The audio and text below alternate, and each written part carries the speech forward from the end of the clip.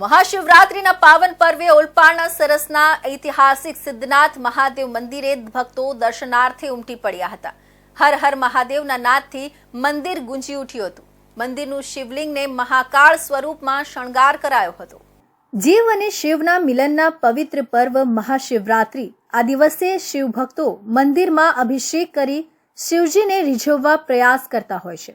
ત્યારે દેવાદિદેવ મહાદેવના આરાધનાના પર્વ મહાશિવરાત્રીની ભક્તોએ પણ ઉત્સાહપૂર્વક જિલ્લામાં ઉજવણી કરવામાં આવી હતી।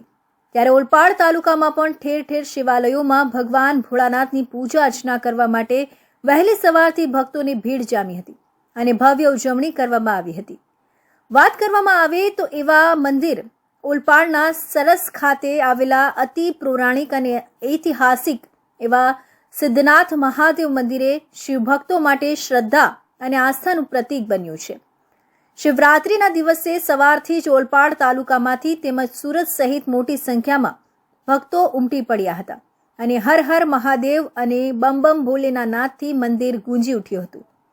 અનેક શિવાલયોમાં ભાવિક ભક્તોએ શાસ્ત્રોક્ત વિધિ મુજબ અભિષેક સાથે પૂજા અર્ચના કરી હતી તેમજ બિલીપત્ર સહિત દૂધ ચઢાવી અભિષેક કરી ધન્યતા મેળવી હતી।